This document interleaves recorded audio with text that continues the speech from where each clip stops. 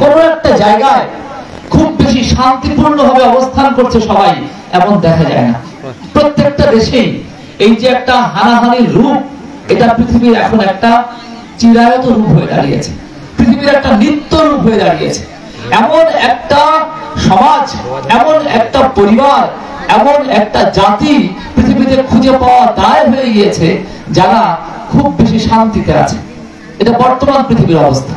আর এই বর্তমান পৃথিবীর অবস্থায় এই সমস্ত ত্যাগ করে দিয়ে নতুন একটা শান্তির পথের আহ্বান যিনি দেন, পৃথিবীতে যত গ্লানি রয়েছে সবগুলো ত্যাগ করে দিয়ে নতুন যুগের আহ্বান যিনি করেন, বলছে যুগের বাঁচা বাড়ার মূলে গ্লানি যেথায় দেখতে পান, পুরুষোত্তম সেইগুলি সব বদলে আর অভ্যুত্থান।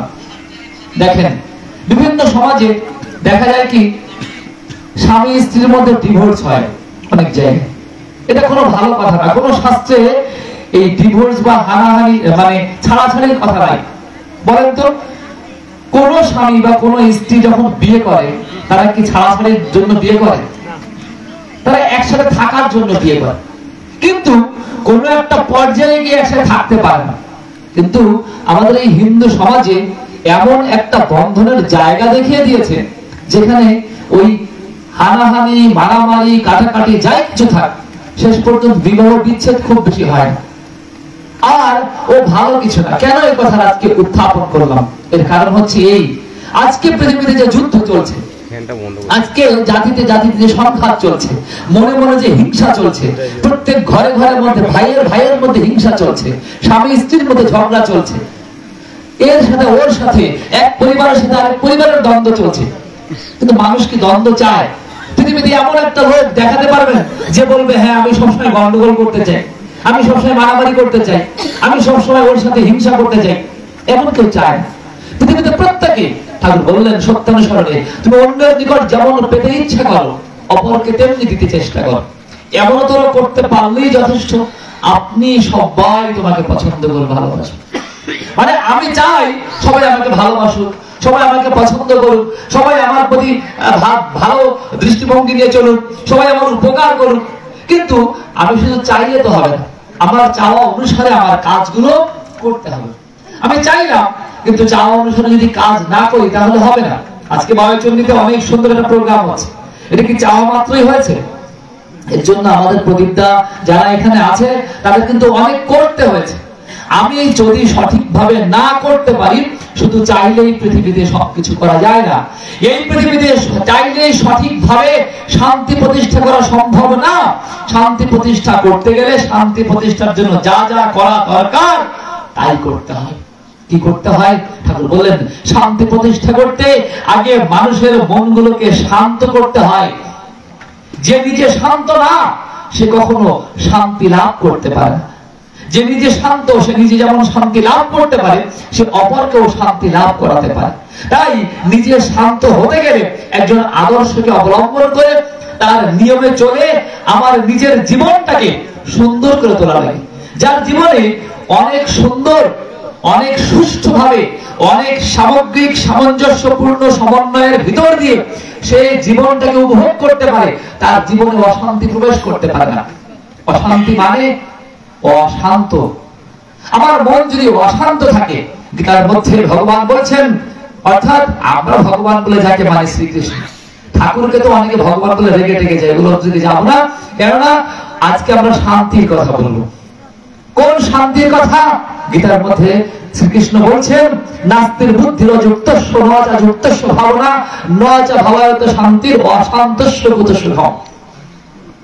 বলছে যার বুদ্ধির মধ্যে আমি নাই, যার চিন্তার মধ্যে আমি নাই, আমি মানে সেই পরম সত্তা যিনি, পরম ব্রহ্ম যিনি, এবং তাকে কেন্দ্র করে যে ধর্ম পালন আমরা করি, বলছে যার এগুলোর মধ্যে আমি নাই, নাস্তির বুদ্ধির অযুক্তস্য নচা যুক্তস্য ভাবনা, যার ভাবনার মধ্যে আমি নাই, নচা ভাবায়ত শান্তির, যে শান্তির কথা চিন্তাও করে না, বলছে সেই অশান্ত ব্যক্তি কি করে সুখ লাভ করবে? ভগবান বুদ্ধদেব একদিন এক রাস্তা দিয়ে যাচ্ছেন, আর মণিমণ্ডপ তার উপর অনেক রেগে আছেন, অনেকে রেগে থেকে ভাবছে কি আজকে বুদ্ধদেবকে রাস্তার মধ্যে পেলে হয়। তখন বুদ্ধদেব যখন রাস্তা দিয়ে যাচ্ছেন হঠাৎ করে পিছন দিয়ে রাখছেন, এই থামো, শান্ত হও। বুদ্ধদেব কিছুক্ষণ পিছনে থেকে আবার হাঁটা শুরু করেছেন। হাঁটতে হাঁটতে আবার কিছু ধরে নাই, বললাম না তুমি শান্ত হও, আবার পিছনে দেখি আবার হাঁটা শুরু করেছে। তৃতীয়বার যখন বলছে তুমি শান্ত হও, উনি দাঁড়িয়ে পিছন দিকে তাকিয়ে বলছে আমি তো শান্ত আছি, তুমি শান্ত হও। বলছে কেমন কথা, তুমি গনগন গনগন করে হেঁটে যাচ্ছ আর তুমি বলছো আমি শান্ত আছি, তুমি শান্ত হও। বলছে হ্যাঁ আমি শান্ত আছি, আমি জানি আমি কি করছি, আমার প্রত্যেকটা পদক্ষেপে আমি শান্ত মাথায় কাজ করছি, কিন্তু তুমি জানো না তুমি কি করছো, তুমি জানো না তুমি কি করছো, তুমি যা করছো তার কোনো কিছুর জন্য তুমি প্রস্তুত নাও, তাই তুমি আগে শান্ত হও। শান্তির পথ খুঁজে পেলেন তিনি। আমরা জানি এমনি একদিন নারদ মুনি ওই বনের মধ্যে দিয়ে হেঁটে হেঁটে হেঁটে হেঁটে যাচ্ছিলেন, আর রত্নাকর বলে এক দস্যু, ওই রত্নাকর দস্যু ওই নারদ মুনিকে আক্রমণ করলো। কেননা সে দস্যুগিরি করতো রাস্তাঘাটে বনের মধ্যে, যেখানে যাকে পেত আটকে রেখে তার ধন সম্পত্তি নিয়ে নিত। এখন নারদ তো একতারা বাজায় আর গান গায়, দোতারা বাজায় আর গান গায়, এখন ওর কাছে নেওয়ার মতো কিছু নাই কোনো কিছু। তারপরও আস্তে আস্তে আস্তে আস্তে যখন বড় পথে যাচ্ছে, রত্নাকর দস্যুকে বেঁধে ফেলেছে। কি ব্যাপার, দাও তোমার কাছে কি আছে দাও। বলছে শোনো আমার কাছে কি আছে তুমি নিয়ে কি করবা। বলে না না সাধু তোমার এইসব কথায় কাজ হবে না, কি আছে নিয়ে দাও। এখন নারদ মুনির কাছে তো কিছু নাই। তারপর নারদ মুনি ভাবছে এর যে অশান্ত মন, এই অশান্ত মনকে শান্ত করা দরকার, নাহলে এই জীবনে শান্তি খুঁজে পাবে না। তাহলে কি করা দরকার?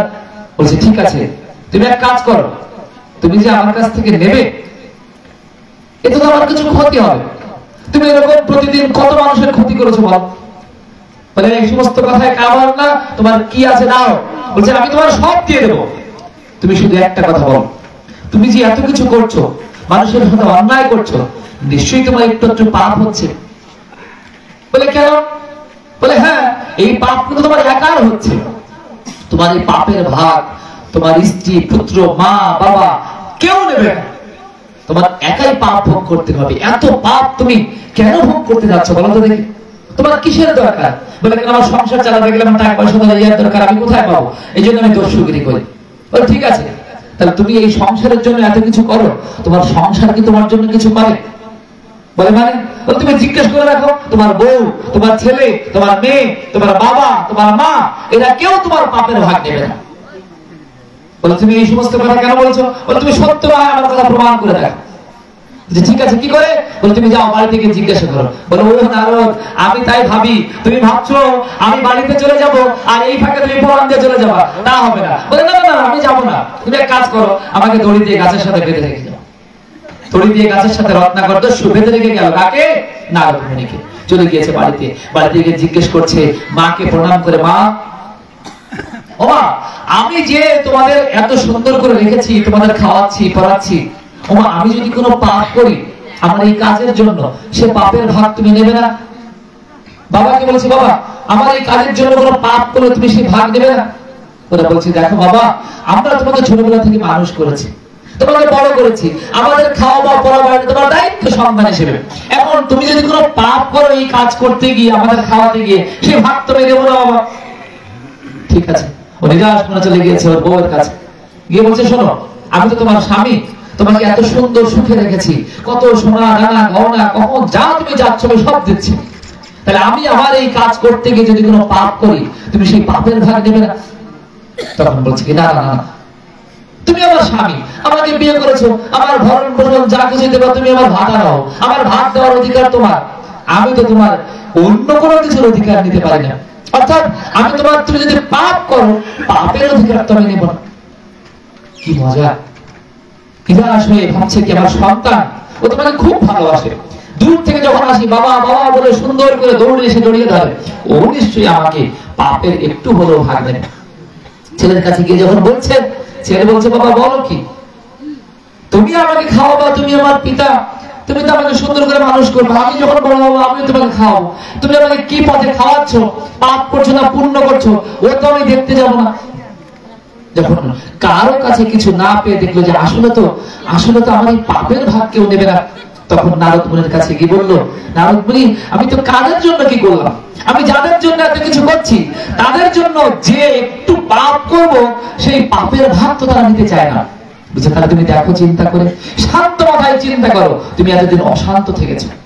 শান্ত মাথায় চিন্তা করে তুমি একবার ভাবো তুমি কি করেছো। তোমার মধ্যে অনেক গুণ আছে, তুমি কি জানো? সেই গুণের চর্চা করো। চর্চা করতে করতে করতে করতে কি হবে? তোমার মধ্যে এক পরিবর্তন হবে, তোমার মধ্যে একটা শান্ত রূপ আসবে। ওই শান্ত রূপের ভিতর দিয়ে তুমি এই জগতের মধ্যে শান্তি প্রতিষ্ঠা করতে পারবে, আর তোমার দ্বারা জগতের এক মহা কল্যাণ হবে। বলছি কি করে সম্ভব? তখন নারদ মুনি বলছেন তুমি দীক্ষা নাও। এতক্ষণ নারদ মুনি তার আসল রূপ বলছে, তোমাকে শান্ত হতে গেলে কি করতে হবে? দীক্ষা নিতে হবে। অর্থাৎ আপনি যতক্ষণ পর্যন্ত আদর্শ না হবেন ততক্ষণ পর্যন্ত আপনি শান্ত হওয়ার পথ পাবেন না। শান্তি তো বহু পরের কথা, শান্তি অনেক পরের কথা। আগে শান্ত হওয়ার পথ শিখতে হবে, শান্ত হওয়ার পথে যেতে হবে। এবার নারদ মুনি রাম নামে দীক্ষা দিলেন। কাকে? রত্নাকর্দস্য। এখন রত্নাকর্দস্য জীবনে এত পাপ করেছে যে ওর মুখে আর রাম নাম উচ্চারণ হচ্ছে না, রাম নাম মুখে উচ্চারণ হচ্ছে না। তখন বলছে তুমি কি করো? তুমি একটা কাজ করো, মরা মরা জপ করো। তা মরা মরা মরা মরা মরা মরা মরা মরা মরা মরা মরা মরা জপতে জপতে রাম রাম রাম রাম হয়ে গেছে। এই জমা করে দিয়ে গেল বীজ। গুরু কি করলেন? ক্ষেত্রের মধ্যে বীজটা বপন করে দিয়ে গেলেন আর বললেন তুমি এখানে এই নামই করো। ওই পরিবারের জন্য আর তুমি ভেবো না, মনটাকে শান্ত করে তারপর শান্ত মনে তুমি পরিবারের জন্য যা করার করো। ওই যে নাম পেল, বাল্মীকি মুনি হয়ে গেল। কি করে? ওই রত্নাকর্দস্য রাম নাম করতে করতে করতে করতে করতে করতে ওখানেই বসে পড়লো ধ্যানে, আর উঠলো না। অনেকদিন পরে আবার নারদ মুনি ওই রাস্তা দিয়ে ফিরছে। ফেরার পথে দেখে সুন্দর করে রাস্তার পাশে রাম নাম হচ্ছে, কিন্তু কে যে রাম নাম জপ সেটা খুঁজে পাওয়া যাচ্ছে না। কে রাম নাম জপ সেটাকে খুঁজে পাচ্ছে না। কি ব্যাপার? তাহলে কি করা? খুঁজতে খুঁজতে খুঁজতে খুঁজতে গেলাম মাটির ঢিপির ভিতর থেকে রাম নাম আসছে। মাটির একটা ঢিপি, এই অঞ্চলে তো প্রচুর পরিমাণে ঢিপি পুজো হয়, শুনলে আমার কেমন লাগে? হ্যাঁ ঠিক আছে না? আমাদের অন্য মানে বাংলাদেশের অন্য কোন অঞ্চলে, খুলনা বলেন, নেত্রকোনা, চট্টগ্রাম, সিলেট কোন অঞ্চলে, কিন্তু এই অঞ্চলে ঢিপি পূজা হবে। ঢিপি মানে মাটির ঢিপি। এর অনেক ইয়া করতে করতে করতে করতে খুঁজে বের করলাম এটা শিবের পূজা। যাই হোক, এই মণ্ডপ পূজার যেমন ঢিপি, ওর থেকে বড় একটা ঢিপি হয়েছে। মানে একটা মানুষ বসে থাকে, তার উপর মাটি জমে গেলে যেরকম হয়। কি হলো দেখে ওর মধ্যে শুধু মুখটা এরকম একটা নড়ে আর কি, আর রাম নাম হচ্ছে, রাম নাম হচ্ছে। তখন ওই দেখে যে ওই একজন মানুষ বসে রয়েছে আর গায়ে উই পোকা জমেছে।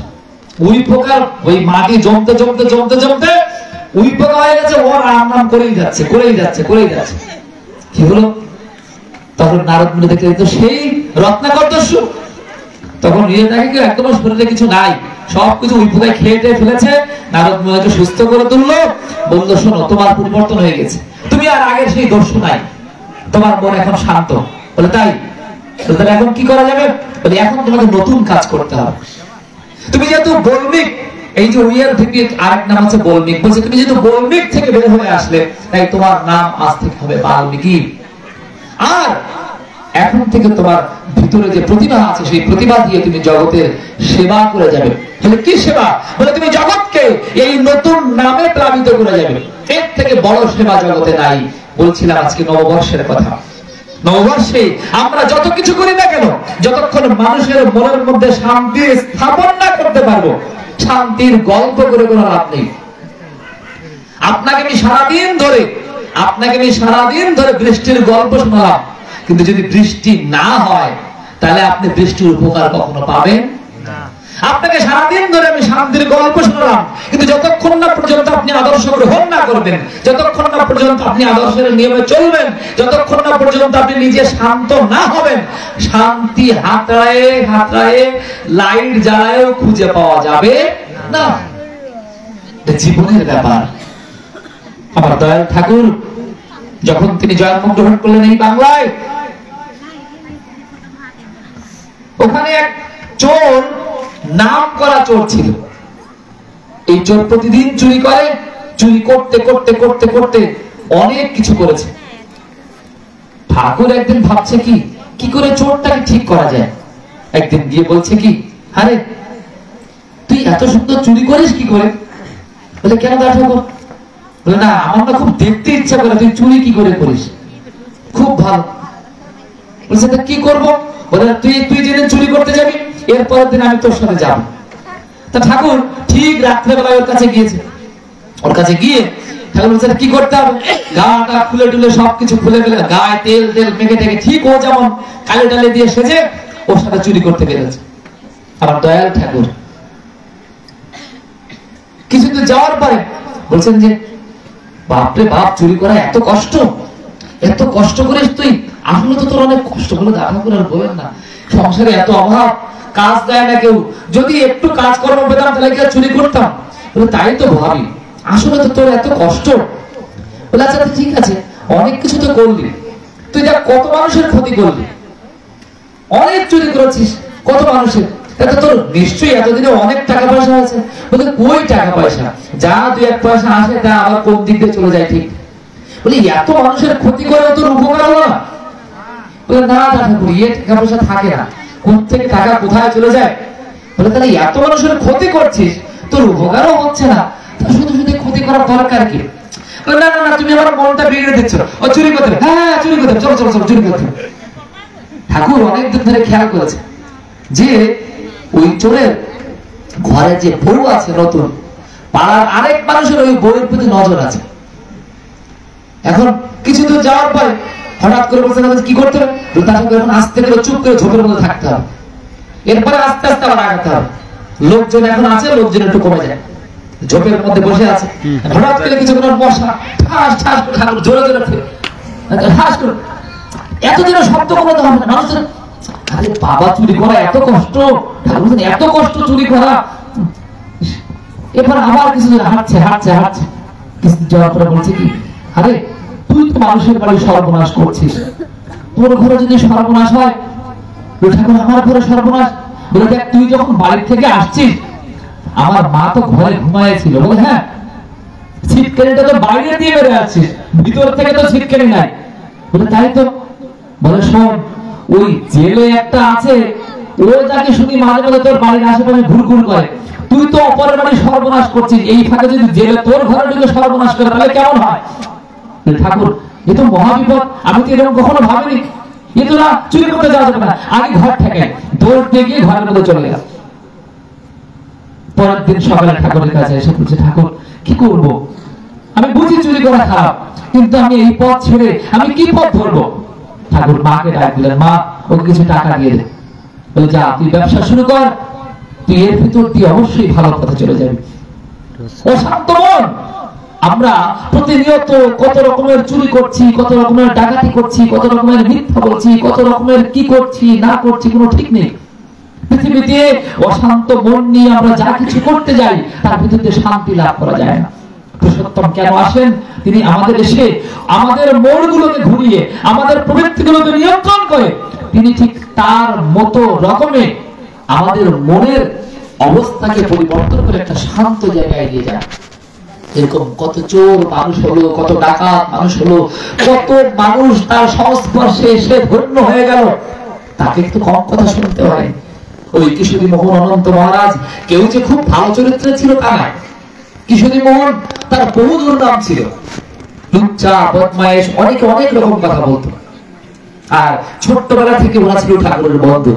একদিন এসে ঠাকুরের মায়ের কাছে অনেকে নালিশ করছে যে মনো, তোর ছেলে ওই কিশোরীর সাথে মেশে, তোর ছেলে বুঝি আর ভালো থাকবে না, এবার নষ্ট হয়ে যাবে, এবার আর অনুকূলকে ভালো রাখা যাবে না। অনুকূল চন্দ্র চলে আসছেন ছোট্টবেলায়, যখন বাড়িতে ফিরেছেন মা বলছেন, অনুকূল ওরা কি বলছে, তুই নাকি কিশোরী টিশোরী ওদের সাথে মিশিস? ছোট্ট অনুকূল বলছে, মা দেখ, কিশোরীর পাল্লা যদি ভারী হয় তো আমি কিশোরীর দিকে চলে যাব, আর আমার পাল্লা যদি ভারী হয় তাহলে কিশোরী আমার দিকে চলে আসবে। দেখিস মা, আমার পাল্লাই ভারী হবে, তার পাল্লা ভারী হয়। এই জগতে যত যত যত শক্তিশালী পাল্লা থাকুক না কেন, তার পাল্লার থেকে ভারী কোনো পাল্লা হয় না।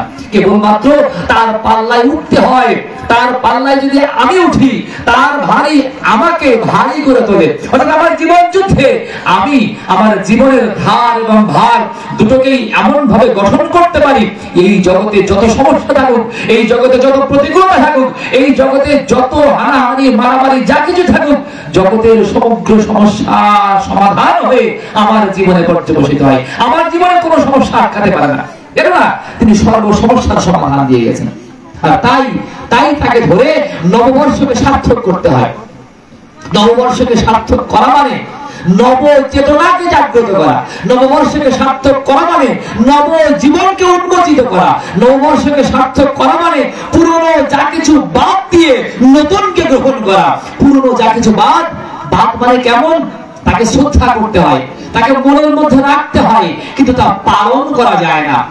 আমি বহুবার বলেছি, আমরা যখন ওষুধ কিনি, ওষুধ কেনার আগে সুন্দর করে তার ডেট এক্সপায়ার্ড দেখি না, এক্সপায়ারি ডেট আছে কি নাই। একই ওষুধ মানুষের জীবন বাঁচায়, কিন্তু ওই ওষুধ যখন ডেট এক্সপায়ার হয়ে যায়, ওই ওষুধ খেলে মানুষের জীবন বাঁচে না, বরং মরে যায়, নেগেটিভে চলে যায়। ওষুধ কাজ করে না, বরং করলেও নেগেটিভ কাজ করে। তার মানে যে জিনিসটা জীবন বাঁচাতো যুগের প্রয়োজনে, যে জিনিসটা জীবন বাঁচাতো যুগ চলে যাওয়ার পরে, ওই একই জিনিস মানুষের জীবন না বাঁচিয়ে জীবনটাকে মেরেও ফেলতে পারে।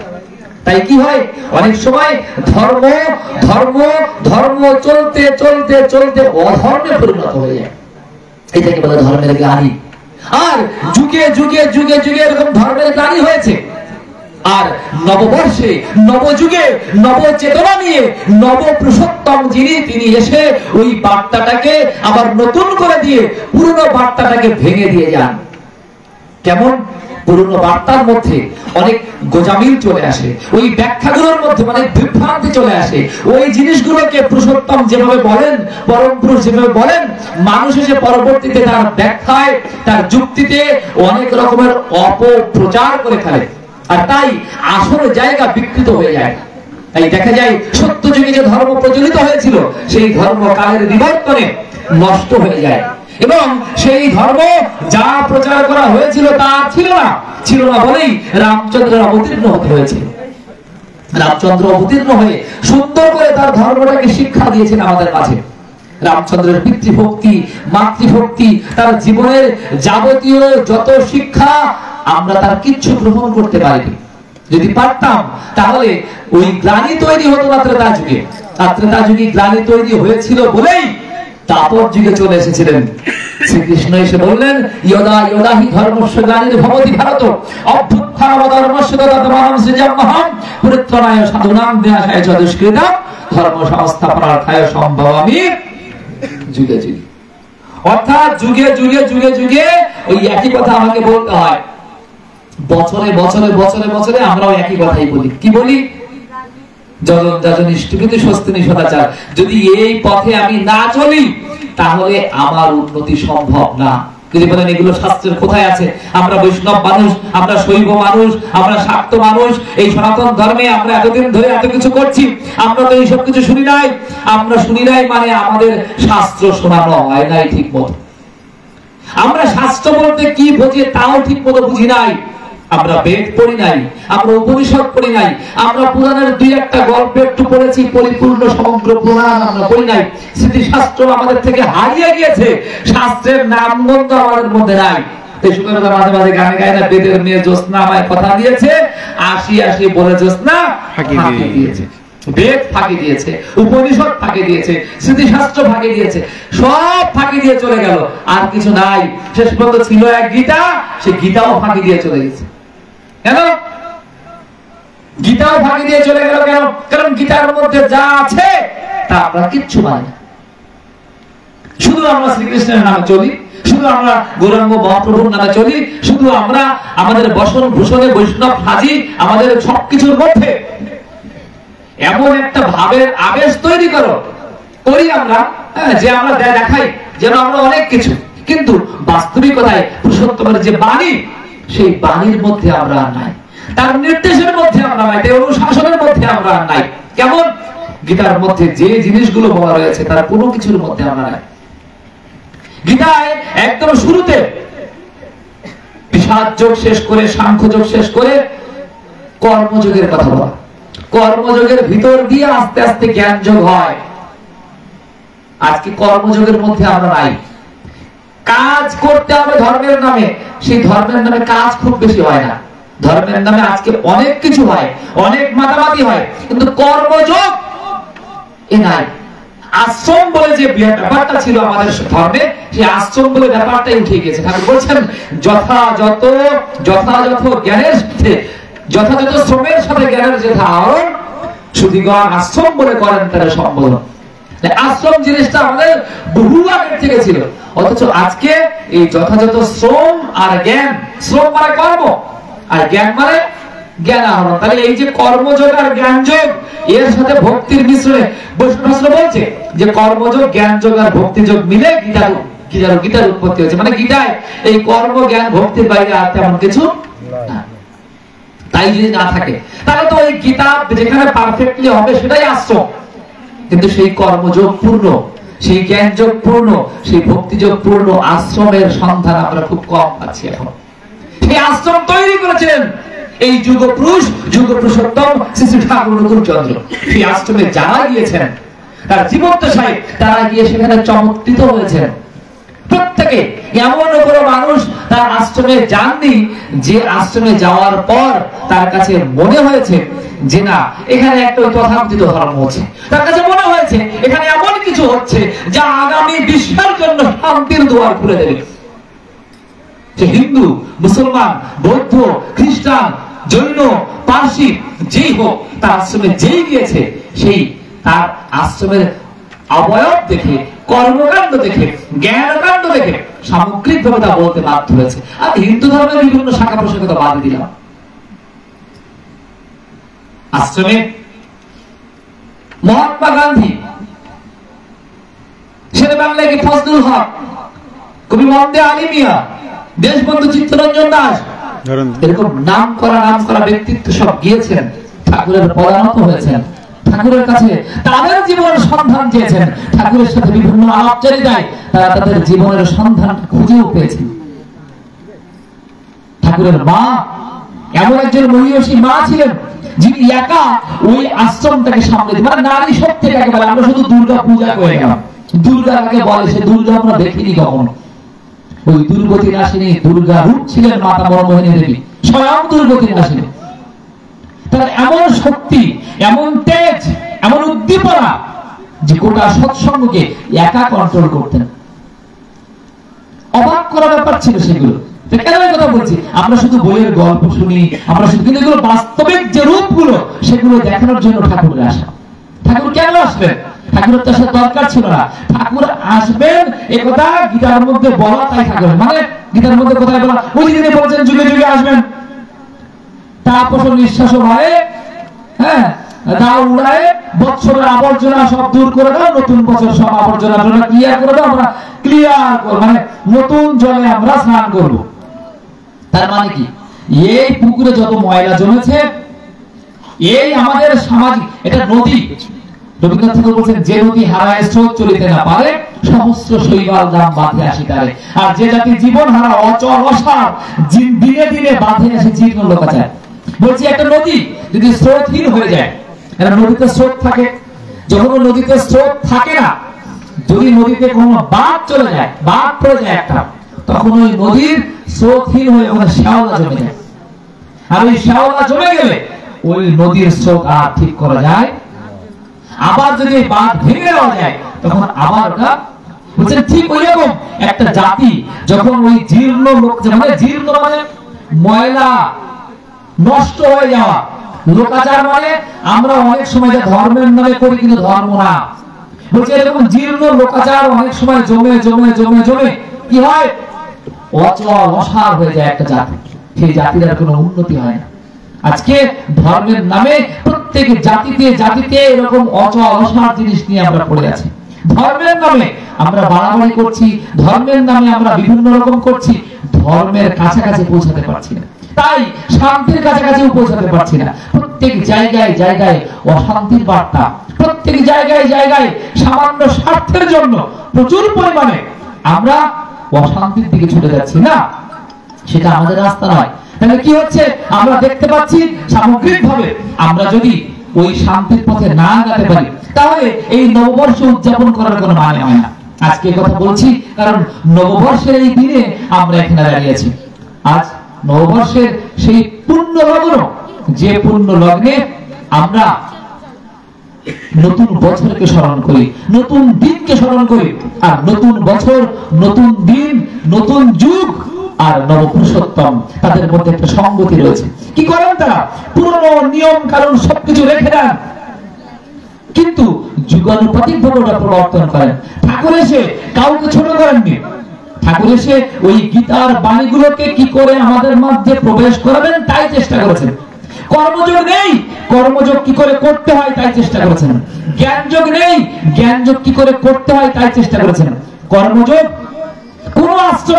কোন আশ্রমে চ্যালেঞ্জ দিয়ে বললাম, ঘুরে দেখুন ভারতের বিভিন্ন প্রান্তে প্রান্তে 18টা অঙ্গ প্রতিষ্ঠান ঠাকুরের ওখানে গড়ে উঠেছিল। 18টা অঙ্গ প্রতিষ্ঠান মানে সৎসঙ্গ কেমিক্যাল ওয়ার্কশপ, সৎসঙ্গ বিশ্ববিজ্ঞান কেন্দ্র, সৎসঙ্গ ভবন বিদ্যালয়, সৎসঙ্গ হোশিয়ারি, এরকম কর্মপ্রবাহ তৈরি করেছিলেন ঠাকুর। এরকম কর্মযোগ পূর্ণ আশ্রম খুঁজে পাওয়া দুষ্কর, পাবেন না। এটা কর্মযোগ। আবার জ্ঞানযোগ আশ্রমে এমন কেউ ছিলেন না যে অশিক্ষিত। আমি যখনকার কথা বলছি, এখনকার কথা, এটা এখন থেকে 100 বছর আগের কথা। আমরা 132তম 137তম 1432 সালটা ওই 32 মিলে গেছে, 137তম ঠাকুরের জন্ম শতবর্ষ উদযাপন করছে। তাহলে এটা 100 বছর আগের কথা বলছি। ওই সময়ে ওই আশ্রমে 30, 40, 35, 50 যত লোক থাকুক, এমন কোন লোক ছিলেন না যে লোক শিক্ষার দুয়ার পায়। ঠাকুর প্রবর্তন করেছিলেন। ঠাকুর চাইতেন প্রত্যেকের মধ্যে সামগ্রিক একটা জ্ঞান ফুটে উঠুক, কিন্তু সেই জ্ঞান যেন আবার অজ্ঞানতায় পর্যবসিত না হয়। মানে ঠাকুর লেখাপড়া শেখো, ডিগ্রি অর্জন করো, কিন্তু যেন অহংকার না জন্মে, তাহলে কিন্তু শেষ। মানে তোমার যে দায়িত্ব সেটাকে তুমি সুষ্ঠুভাবে পালন করার জন্য তোমার এই জ্ঞান অর্জন দরকার। আর ঠাকুর চাইতেন সমন্বিত জ্ঞান মানে যে সায়েন্সে পড়াশোনা করেছে তার জন্য আর্টসের জ্ঞানগুলো থাকে, যে আর্টসে পড়াশোনা করেছে তার জন্য সায়েন্সের জ্ঞানগুলো থাকে। একটা ঘরের গৃহিণী যে হয়তো শুধু রান্না বান্না করছে, সেও যেন সায়েন্সের আসল কথাটুকু অন্তত জানে। মানে এর লাভটা কি? এর লাভটা হচ্ছে সামগ্রিকভাবে তার জীবনের প্রত্যেকটা জায়গায় সামগ্রিক সমাধান সে খানিকটা নিজেই করতে পারবে। এবং তার কাছে কেউ, এখনকার সময়ে ছেলে পেলে একটু শিক্ষিত হলেই মা যদি লেখাপড়া কম জানে তো মারে কি বলে, হ্যাঁ তুই বোঝো এসব, এগুলো স্কুলে নতুন দিছে, এগুলো এরকম। মানে ছেলে পেলে এখন মা বাবার বুড়ো আঙুল দেখে। ঠাকুর চাইতেন কি অন্তত পক্ষে ন্যূনতম জ্ঞান মায়েদের এমন থাকবে। তাই ঠাকুর আশ্রমে, ওই আমলের কথা বলছি, আশ্রমে মায়েদের জন্য আলাদা স্কুল চালু করেছিলেন, বয়স্ক স্কুল ওই সময়ে। এবং আশ্রমের মায়েরা একজনও এন্ট্রান্স পাশের নিচে কেউ ছিলেন না। অবাক করা ব্যাপার। শিক্ষা, জ্ঞান যোগ, শুধু গীতার মধ্যে জ্ঞান যোগ করে লাভ নেই। ওই জ্ঞান যোগের প্রবর্তন যিনি করেন তিনি পুরুষোত্তম, কর্মযোগের প্রবর্তন যিনি করেন তিনি পুরুষোত্তম। যদি বলেন এগুলোকে শ্রীকৃষ্ণ করেছিলেন, এগুলো রামচন্দ্র করেছিলেন, তাদের সময়ে সামগ্রিক ওই যে পরিস্থিতি, ওই পরিস্থিতিগুলো হারিয়ে গিয়েছে বলে তাদের আশা। আবার কি সন্ন্যাস যোগ, পঞ্চম অধ্যায়ে গিয়ে বলছেন সন্ন্যাস যোগ কি বলছে, ঘর বাড়ি ছেড়ে কেটে যে সন্ন্যাস হয়ে যাওয়া না। গীতার মধ্যে বলছে কি সন্ন্যাস যোগ মানে কর্মযোগের ভিতর দিয়ে সন্ন্যাস। তুমি কর্ম করো, কিন্তু তুমি কর্মটা নিষ্কাম করো, কর্মের ফলের আশা করো না। তুমি সবকিছু করো, কিন্তু তুমি ঠাকুরের উপর সমর্পণ করে দাও। সংসার করো, সংসারের ভিতর দিয়ে কাজ করে, ঠাকুর কি বলেন সত্যের সময় কাজ করে যাও কিন্তু আবদ্ধ হয়ে না, কাজ করে যাও কিন্তু আবদ্ধ হয়ে না, এটাই সন্ন্যাস, আর কিছু না। আবার নিষ্কাম কর্ম, ঠাকুর বলছেন যে কারোর জন্য কিছু না করাকে নিষ্কাম কর্ম বলে না, অপরের জন্য যা করা যায় তাই নিষ্কাম কর্ম। সারাদিন ধরে কত কাজ করছি, সকাল থেকে চিন্তা করে দেখেন, সকাল থেকে আমরা যে যার মতো উঠে কেউ মাঠে যাচ্ছি, কেউ দোকানে যাচ্ছি, কেউ রান্না করে যাচ্ছি, কেউ এরকম কাজ করে রয়ে যাচ্ছে। কার জন্য করছি? আমার নিজের জন্য। সব সকাম কর্ম। এর মধ্যে ঠাকুর বলছেন তুমি কতটুকু অন্যের জন্য করছো একবার চিন্তা করো, কতটুকু কাজ অন্যের জন্য করো। পরার্থে কাজ করাকে নিষ্কাম কর্ম বলে। এত সহজে নিষ্কাম কর্মের ওই গীতার সংজ্ঞাটাকে বুঝিয়ে দেওয়া, কেননা আপনি যখন অন্যের জন্য কাজটা করেন সেখানে আপনার কোনো আকাঙ্ক্ষা থাকে না ফলের। তাহলে গীতার মধ্যে বলছে কি নিষ্কাম কর্ম কাকে বলে? যেখানে ফলের আকাঙ্ক্ষা থাকে না। কিন্তু সেটা কর্মটা কিরকম, কার জন্য, কিভাবে করলে সেটা হয় তা আমরা বুঝিনি, শিখিনি। কেননা ওটা শ্রীকৃষ্ণ যখন বুঝিয়ে গিয়েছিলেন সেই যুগ চলে গিয়েছে, ওটা এখন আর কেউ বুঝাতে পারে না। তাই ওই গীতার জ্ঞানটাকে বোঝানোর জন্যই তার আবার আসতে হয়েছে। তাই বলছে গীতার একটিও বাণী গিলিলে আস্বাদ নাই, গুরুর পাশেতে বসে সরসে চিবানো চাই। যুগ পরিবর্তন হয়েছে, 1431 চলে গিয়েছে, 1432 চলে আসছে, দাপর যুগ চলে গিয়েছে, কলিযুগ চলে আসছে। তাহলে এই যুগে আমরা যদি ওই গীতা উপনিষদ বেদ এগুলো বুঝতে চাই, তাহলে আমাকে যুগ পুরুষোত্তমকে ধরতে হবে আগে। তাকে যদি না ধরি তাহলে আমি ওগুলো বুঝতে পারবো না। ওই গীতার 18টা অধ্যায় সারমর্ম করে সামগ্রিক ভাবে সবকিছু মিলিয়ে মিশিয়ে নিয়ে তিনি এসে বললেন কি, যে ওই যজন যাজন ইষ্টভৃতি নতুন কিছু না, সৎ কর্মকে আবার নতুন করে দাও। এটা আলাদা কোনো কিছু না। সত্য যুগে যা ছিল ওই একই জিনিস হতে হতে হতে হতে হতে হতে এ পর্যন্ত, নতুন কিছু না। সৎসঙ্গ সত্য যুগে সত্য পথের নিশানা, এই যে এক মানুষ নতুন তো কিছু না। সত্য যুগে যা ছিল, তোমরা যুগে যা ছিল একই জিনিস দিচ্ছি, কিন্তু নতুন করে। কেননা হ্যাচাক লাইট চলে না, তাই আমার টিউব লাইট দরকার। হারমোনিয়াম চলতো, হারমোনিয়াম চলে না, শুধু যেমন পিয়ানো বাজায়, কিবোর্ড। হারমোনিয়াম বাজালে ওই সাউন্ড বেশি আমাদের মনের মধ্যে আকর্ষণ করে না। তাহলে কি হচ্ছে, একই জিনিস তিনি দিচ্ছেন।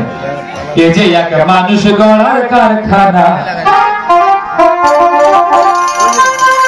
যুগের পর পিছনে ভারী, সম্মুখে ঘোর অন্ধকার।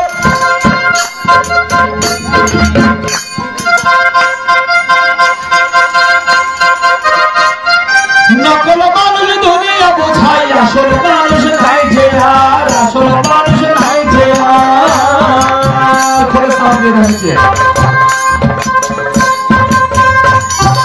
যুগের এ পথ পিছনে ভারী, সম্মুখে ঘোর অন্ধকার। বলছেন ঝড় উঠেছে, চলছে তুফান, কলির প্রলয় দেখছিস না?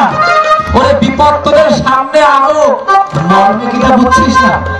একটু একটু যা কিছু হচ্ছে আমরা মনে করছি যে এই দিন চলে যাচ্ছে ভালোই, কিন্তু সম্মুখে ঘোর বিপদটা বুঝতে পারছি না। কি বিপদ?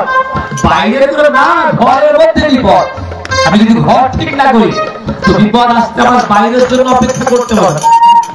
বলছেন দেখ, মনের বাঘে কামড়ায় না রে, মনের বাঘে কামড়ায়। মনের বাঘ যদি ঠিক না হয়, আমার মনের মধ্যে যে বৃত্তি প্রবৃত্তিগুলো আছে, আমার সংসারের মধ্যে প্রত্যেক মানুষের মধ্যে, অর্থাৎ আমার মা বাবা, আমি স্ত্রী, এই স্বামী স্ত্রী সন্তান সন্ততি সবাই মিলে যদি কিনা আমরা নিজেরা ঠিক না হতে পারি, অন্য মানুষ এসে আমার ঘরে শান্তি দিতে পারবে না। আমার ঘরে শান্তি প্রতিষ্ঠার জন্য আমার ঘরে যে কয়জন আছে ওই কয়জনকে শান্ত হতে হবে। ওই কয়জন শান্ত না হলে আমার সম্মুখের অন্ধকার আমি বুঝতে পারছি না। তাই যুগের পর পিছনে ভার, সম্মুখে ঘোর অন্ধকার। নকল মানুষ দুনিয়া বোঝায়, আসল মানুষ নাই যে আর। এই মানুষকে মানুষ করতে, সেই মানুষকে বেঁচে পড়ে, মানুষকে মানুষ করতে, সেই মানুষ নেমেছে মরতে। মানুষের মানুষ ধরতে, মানুষের মানুষ ধরতে যাবে বিচার করে না। এই যে এক মানুষ গড়ার কারখানা, এই যে এক মানুষ গড়ার কারখানা, সৎসঙ্গ সত্য যুগের সত্য পথের নিশানা, মানুষ গড়ার কারখানা।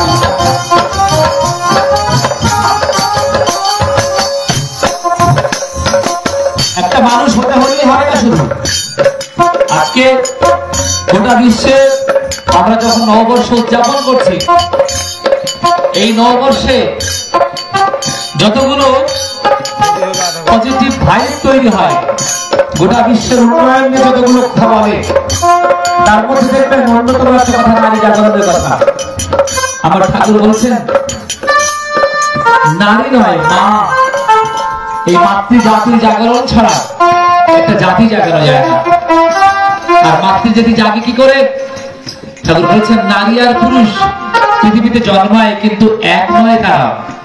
যদি এক হতো তাহলে নারী পুরুষের টেম্পারমেন্ট এক হতো, নারী পুরুষের বায়োলজিক্যাল অ্যাসপেক্ট এক হতো, এগুলো কখনো এক থাকে না।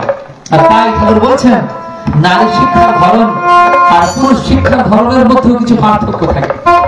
এই পার্থক্য যদি কেউ না করতে পারে তাহলে সে জীবন যুদ্ধে পরাজিত হয়। আর তাই কি দরকার? ঠাকুর বলছেন নারীরা যত শিক্ষায় শিক্ষিত হোক না কেন, তাদের জীবনের গার্হস্থ্য বিজ্ঞানের শিক্ষা, জনন শিক্ষা, এগুলো যদি ঠিক মতো না হয় তাহলে সংসার জীবনে সে পর্যদস্ত হয়। ঠাকুর তার দেবী সূক্ত বইয়ে লিখছেন, নারী মায়া আমার, তুমি যত বিশ্ববিদ্যালয়ের কিতাবশালী হও না কেন, গৃহস্থ বিদ্যায় বিদ্যান হয়ে ওঠো, বিদুষী হয়ে ওঠো। মানে গৃহস্থ বিদ্যার ভিতর দিয়ে কি করে হবে? ঠাকুর বলছেন সঠিক একটা বিয়ে দেওয়া প্রয়োজন। সঠিক বিয়ে যদি না হয়, কম্প্যাটেবল ম্যারেজ যতক্ষণ পর্যন্ত না হবে ততক্ষণ পর্যন্ত সুসন্তান হয় না।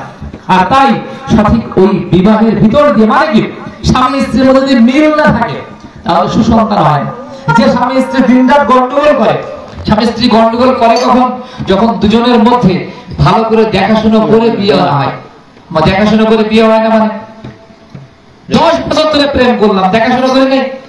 10 বছর ধরে প্রেম করার পরে 10 মাস বিয়ে থেকে না, তাহলে কি দেখাশোনা করেছে? এটা নিজেদের দেখাশোনা। আর আগের দেখাশোনা কেমন ছিল? আগে বাবা মা দেখতো, কি দেখতো? আগে যখন বাবা মা দেখে শুনে বিয়ে দিত, কি দেখতো? বংশ কেমন, কোন বংশের মেয়ে কেমন হয়, এর মা বাবা কেমন, তাহলে এ কেমন হতে পারে, এর এলাকার পরিবেশ কেমন, এর পরিবারের পরিবেশ কেমন। তারপরে কি দেখতো? বলে কেশ বেশ বোধ ব্যবহার চারি নারীর অলঙ্কার। কেশ বেশ বোধ আর ব্যবহার, বলে চুলে আমার কি হয়? এই যে আজকে পড়ছিলাম ট্রেনে আসতে আসতে, ঠাকুর বলছেন এই চুল রাখার প্রবণতা সব জায়গায়। এটা শুধু হিন্দু না, হিন্দু মুসলমান বৌদ্ধ খ্রিস্টান, নারীর যে কেশ, একটা কেশ হচ্ছে নারীর একটা অলঙ্কার। কেন? এটা পুরুষের হয় না। একটা পুরুষ মানুষ যতই চেষ্টা করুক তার মেয়েদের মতো চুল হবে না, ওটা পুরুষের হয় না, ওটা নারীর হয়, এটা নারীর অলঙ্কার। যা পুরুষের হয় সেটা পুরুষের অলঙ্কার। যারা পুরুষের অলঙ্কার গোপ, যার গোপ নেই সে পুরুষ না। মানে কি পুরুষ মানুষের ওটা অলঙ্কার। গান এই যে দাড়ি রাখে, নবীর সুন্নাত দাড়ি, কিন্তু গোপ দাড়ি এটা পুরুষের, আর চুল কার? মেয়েদের। তাহলে কেশ এটা তো অলঙ্কার, কার অলঙ্কার? ঠাকুর বলছেন কি এখন থেকে মেয়েরা চুল কাটে পুরুষের মতো, এই তুমি চুল কেটে ওর মধ্যে ভাব হয় না। কেন? ওর মধ্যে একটা পুরুষালী ভাব চলে আসে। তাহলে একটা পুরুষালী ভাবের মেয়ে আবার বিয়ে করলো একটা পুরুষ, তাহলে দুইটাই পুরুষ। দুই পুরুষ যদি সংসারে ঢোকে তা কি হবে? মারামারি হবে না? স্বামী স্ত্রী নেগেটিভ পজিটিভ মিলে শক্তি হয়। এই যে এখানে লাইটটা জ্বলছে, দুটো তার, দুটো তার না, দুটো তারের মধ্যে কি আছে? একটা নেগেটিভ আর একটা পজিটিভ। এই যে মাইকটা চলছে, ইয়া চলছে, সবকিছুর মধ্যে দুটো তার, একটা নেগেটিভ একটা পজিটিভ। দুটোই যদি পজিটিভ হয় লাভ নাই, আবার দুইটাই যদি নেগেটিভ হয় লাভ নাই। ঠাকুর বলছেন নেগেটিভ যদি নেগেটিভের মতো না থাকে, পজিটিভ হয়ে ওঠে, তাহলে ওর মধ্যে পজিটিভে পজিটিভে তখন ঝামেলা পায়। মানে ওই ভাবগুলো ভালো না। তাহলে কেশ বেশ, বেশ মানে পোশাক, নারীর পোশাক নারীর মতো হওয়া উচিত। এখন নারী যদি পোশাক পরে পুরুষের মতো, আর পুরুষ যদি পোশাক, আজকে এখন এখানে যে পুরুষ মানুষগুলো আছে সবাই যদি শাড়ি পরে দেওয়া হয়, আর আমার যে মায়েরা আছে সবাই যদি শার্ট প্যান্ট পরে, দেখতে কেমন লাগে? হয় না, কেন? ওটা নিয়ম না। ওই নিয়মের মধ্যে আমাদের সমাজ, ওই নিয়মের মধ্যে আমাদের বায়োলজি, বিজ্ঞান কোনো কিছুই আমাদের ঢোকায় নেই। আমাদের এই জিনিসগুলো তৈরি হয়েছে অনেক যুগ যুগ ধরে, সৃষ্টির প্রথম থেকে। তাই নারীর বেশের মধ্যে নারীর অলঙ্কার লুকিয়ে থাকে, আর বোধ ব্যবহার। নারীর যদি বোধ, সেন্স, কোন সেন্স? ঠাকুর বলছেন একটা পুরুষ মানুষ যত চেষ্টা করুক তার গৃহের সেন্স তৈরি হয় না। মানে ঘরের মধ্যে ঘর সাজানো সেন্স পুরুষের কখনো হয় না।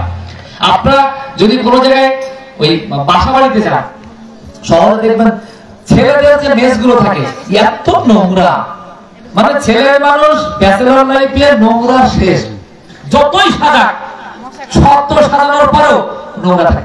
আর মেয়ে দুটো যেমন ঠিকঠাক সুন্দর, মানে ওই অভ্যাস জিনের মধ্যে, ওই জিনের মধ্যে ঘর সাজানোর অভ্যাসটা আছে। ওটা নারীর, একটা নারী চাইলে 10 জনের পরিবেশ সামলাতে পারে। একটা নারীর, একটা মায়ের কাছে 4টে বাচ্চা আছে, ওই 4টে বাচ্চাকে সামলে রেখেও কাজ করতে পারে। আর একটা পুরুষ একটা বাচ্চা দিলে অস্থির হয়ে যাবে, ওর নিজের কাজে হবে না। এটা নারীর বৈশিষ্ট্য, যে নারীর সংসারের বোধ নারীর মধ্যে দেওয়া, ওটা পুরুষের মধ্যে দেওয়া নাই। তাহলে এই বোধ আর ব্যবহার, ব্যবহার মানে ঠাকুর বলছেন একই নারী কখনো কন্যা, কখনো জায়া, কখনো জননী। আবার একই নারীর একই সংসারে বিভিন্ন রূপে বিভিন্ন সময় প্রতিভাত হতে হয়। এই কার সাথে কখন কেমন ব্যবহার করতে হয়, এ নারী যতটা শিখবে, নারীর কাছ থেকেই শিখে নেবে কে? সন্তান। অর্থাৎ একটা সন্তান তার মায়ের কাছ থেকে যতটা শেখে, তার বাবার কাছ থেকে সেটা শিখতে পারে না, কোনোদিনও পারে না, কোনোদিন পারেনি। কেননা ওই মায়ের সত্তাটাকেই সে ধারণ করে রাখে। তাই কি বলা হচ্ছে, এই কেশ বেশ বোধ ব্যবহার 4 মেয়ের অলঙ্কার। তাহলে ঠাকুর বলছেন এর ভিতর দিয়ে যদি নারী শিক্ষা ঠিক মতো না হয়, যদি সঠিকভাবে মাতৃজাতিকে গঠন না করা যায়, এই পৃথিবীতে হাতড়ায় সুসন্তান পাওয়া যাবে না। তাহলে এই যে গোড়ায় হাত দেওয়া, এই 2 দিন পরে গীতা পাঠার লোক পাওয়া যাবে না, 2 দিন পরে সৎসঙ্গের লোক পাওয়া যাবে না, 2 দিন পরে অন্য সবকিছুর লোক থাকলেও ভালো কাজের লোক পাওয়া যাবে না। কেননা ভালো মা যদি তৈরি না করা যায়, ভালো সন্তান হবে না। ঠাকুর বলছেন যে এই যুগে সব থেকে বড় জায়গা যেটা, সেটাই হাত দিতে হচ্ছে মাতৃজাতির গঠন। আর তাই ঠাকুর বলছেন যে সৎসঙ্গের 4টা স্তম্ভ, একটা রাষ্ট্র যদি গড়ে উঠতে চায় 4টা স্তম্ভ ধরে গড়ে উঠতে হয়: শিক্ষা, কৃষি, শিল্প আর সুবিবাহ। এরপর ঠাকুর বলছেন ওই শেষেরটা যদি না হয়, আগের 3টা দিয়েও জাতি গঠন করা সম্ভব না। একটা জাতি কৃষিতে বিপ্লব ঘটাতে পারে। আমরা জানি পৃথিবীতে চীন, ভিয়েতনাম এরকম বহু বহু দেশ আছে যারা কৃষি বিপ্লব ঘটিয়েছে। একটা জাতি শিল্পে বিপ্লব ঘটাতে পারে। আমরা জানি হংকং, ইংল্যান্ড এসব শিল্প বিপ্লব ঘটিয়েছে। একটা জাতি শিক্ষায় বিপ্লব ঘটাতে পারে। আমরা জানি জাপান এসব শিক্ষা বিপ্লব ঘটিয়েছে।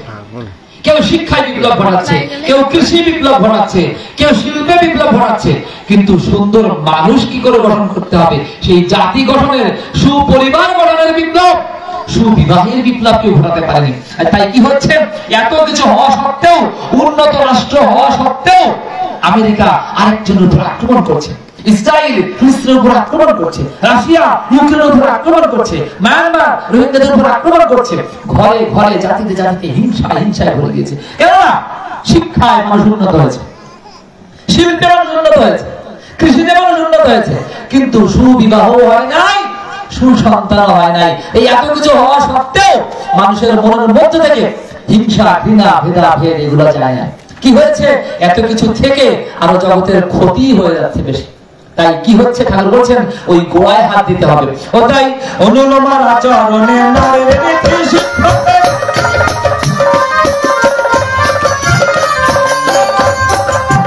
ও দেখো অনুলোমার আচরণে নারীর নীতি শিক্ষাতে সুন্দর একটা মা পাওয়া যায় সৎসঙ্গের এই দীক্ষাতে, সৎসঙ্গের এই দীক্ষাতে। কেন সৎসঙ্গের দীক্ষা নিলে সুন্দর মা হবে? আমারও দীক্ষা নিতে সুন্দর মা হবে না? হবে কি করে? একটা মা হওয়ার জন্য একটা নারী কি করে চলবে, কি করে বলবে, কি করে বসবে, কি করে খাবে, দিলাম আপনার সমস্ত শাস্ত্র, বেদ, উপনিষদ, গীতা সব দিয়ে দিলাম। পড়ে পড়ে পড়ে পড়ে বের করে আনেন তো, কোথায় লেখা আছে নারী কি করে চলতে হবে, কি করে খেতে হবে, কি করে বসতে হবে, নারীর নীতি কোথায় আছে? খুঁজতে খুঁজতে খুঁজতে জনম চলে যাবে, খুঁজে পাবেন না ঠিক মতো। এখানে দুটো পাবেন, ওখানে একটা পাবেন, ওখানে একটা পাবেন। আমার দয়াল ঠাকুর যোগ পুরুষোত্তম কেন জানেন? ওই সমস্ত শাস্ত্র ঘেটে ঘেটে ঘেটে ঘেটে সুন্দর করে নারীর জন্য আলাদা নীতিগুলো এক করে বই দিয়ে দিলেন, তার নাম দিলেন নারীর নীতি। আহারে, কেন তাকে যুগ পুরুষোত্তম, কেন তাকে ভগবান বলে জানেন? এই কারণে ভগবান তাই করেন, ভগবান ভক্তের জন্য কঠিন কাজটাকে সহজ করে দেন। এখন আপনার যদি ইচ্ছে হয় যে আপনি কঠিন কাজ করেন, করেন। ওই বেদ, উপনিষদ, অমুক তমুক, গীতা শাস্ত্র সব পড়ে নারী জাতির জন্য, মাতৃ জাতির উন্নয়নের জন্য সর্বোচ্চ 10-20টারও শ্লোক বেশি পাবেন না।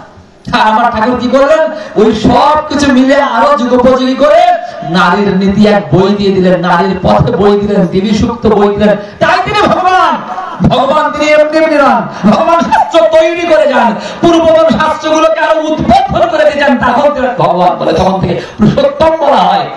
তিনি শাস্ত্রকে অবজ্ঞা করেন না, তিনি শাস্ত্রকে বাদ দেন না, তিনি পুরাতন শাস্ত্রকে আরো সমৃদ্ধ করে যান, তাই তাকে বলা হয় ভগবান। বিশ্বকবি রবীন্দ্রনাথ ঠাকুর বলা হয় কেন? তার আগে কবি ছিল না? তার আগে কবি ছিল, কিন্তু ওই কবির কবিতাকে ছাপিয়ে, ওই কাব্যের কাব্য দর্শনকে ছাপিয়ে যখন আরো উৎকৃষ্ট কিছু জগৎকে দিলেন, তাই তিনি হলেন বিশ্বকবি। ঠিক ওরকম পূর্ব পুরুষোত্তম যারা আসেন, রাম, কৃষ্ণ, বুদ্ধ, যিশু যারা পৃথিবীতে এসেছেন, প্রত্যেকের দর্শনটাকে ছাপিয়ে ওই গীতা, ওই উপনিষদ, ওই বেদ সবকিছুকে মন্থন করে তিনি কি দিয়ে গেলেন? এমন সুন্দর এক জিনিস, যার ভিতর দিয়ে চাইলে এই দীক্ষা নিয়ে যদি কোনো মা একটু পালন করার চেষ্টা করে, তাহলে তাকে সুন্দর মা হতে হবে। তাই কি হচ্ছে? বলে অনুল মা আচরণে নারীর নীতি শিক্ষা, সুন্দর একটা মা পাওয়া যায় সৎসঙ্গের এই দীক্ষাতে, সৎসঙ্গের এই দীক্ষাতে। দশবিধ সংস্কারে দেব শিশু জন্মাতে পারে, দশবিধ সংস্কারে দেব শিশু জন্মাতে পারে, দিল জগতে পারে সৎসঙ্গের সাধনা। এই যে এক মানুষ এই সংস্কৃত সংস্কারটা ঠাকুর বানান নাই, এগুলো সৎসঙ্গের নতুন কিছু। এই গর্ভধারণ, পুংসবন, সীমন্তোন্নয়ন, জাতকর্ম, অন্নপ্রাশন, এগুলো ঠাকুরের নিজের বানানো কিছু না, এসব শাস্ত্রের জিনিস। আমরা শাস্ত্রকে ভুলে গিয়েছি, আমরা শাস্ত্রকে মানি না, আমরা শাস্ত্রকে চিনি না, আমরা শাস্ত্রকে অবজ্ঞা করি। আর তাই ওই অবজ্ঞা করে করে করে করে যখন আমাদের জীর্ণ মলিন দশা হয়ে যাচ্ছে, তখন যুগ পুরুষোত্তম নববর্ষে, নবযুগে এসে নব আহ্বান দিয়ে বললেন, ওই দশবিধ সংস্কার মনে রাখিস নিষ্ঠার সাথে। নিষ্ঠার সাথে তুমি যদি ওই দশবিধ সংস্কার পালন না করো, তুমি চাইলেও সুসন্তান হবে না।